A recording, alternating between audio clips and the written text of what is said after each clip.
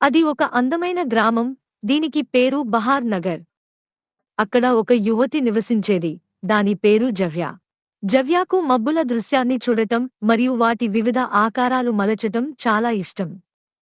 ఆమె తరచుగా గంటల తరబేరం ఆకాశాన్ని చూస్తూ ఉంటుంది. మబ్బుల గురించి కలలు కంటూ ఉండేది. ఒకరోజు జవ్య తన ఇంటికి సమీపంలో ఉన్న ఒక గాఢ వృక్షం క్రింద కూర్చునింది. ఆకాశాన్ని చూస్తున్న ఆమె అకస్మాత్తుగా నీలం మబ్బును గమనించింది. అది ఇతర మేఘాల కంటే భిన్నంగా ఉంది. మరియు ఆ మేఘావుపై ఒక చిరునవ్వుతో ముఖం కనబడుతుంది. జవ్య ఆశ్చర్యంతో అడిగింది, నీవు ఏదైనా చెప్పారా? మబ్బు మృదువైన స్వరంలో సమాధానం ఇచ్చింది. అవును, నేను చెప్పాను.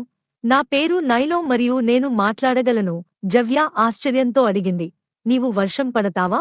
నైలో చిరునవ్వుతో సమాధానం ఇచ్చింది, నేను అన్ని రంగుల వర్షం కుస్తాను. ఈ ప్రత్యేకత నాకు ఒక మాయగాడు ఇచ్చాడు. దాని ద్వారా నేను ప్రజలకు ఆనందం మరియు సౌఖ్యం ఇవ్వగలను. జవ్య సంతోషంగా తెలిపింది, నేను మబ్బుపై నడవగలనా? నైలో చెప్పింది, ఎందుకు కాదు, నేను నిన్ను ఆకాశంలో నడిపిస్తాను. అక్కడ నక్షత్రాలు మెరుస్తున్నాయి మరియు రంగురంగుల మబ్బులు ఉన్నాయి.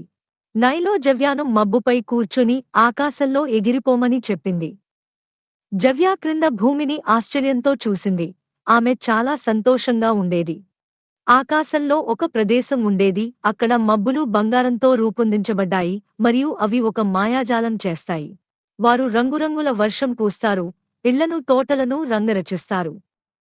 నైలో జవ్యాను మళ్లీ తీసుకున్నారు. ఇది చాలా అందమైనది, నీవు వర్షం పడవలేనా? నైలో చిరునవ్వుతో సమాధానం ఇచ్చింది, అవును. చూస్తుండగా వర్షం మొదలైంది, ప్రతి ప్రదేశం రంగురంగులైంది. జవ్య చాలా సంతోషంగా ఉండి మబ్బుకు కృతజ్ఞతలు తెలిపింది.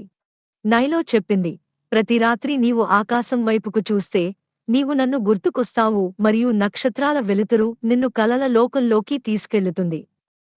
మీకు ఈ కథ నచ్చింది అని ఆశిస్తున్నాను.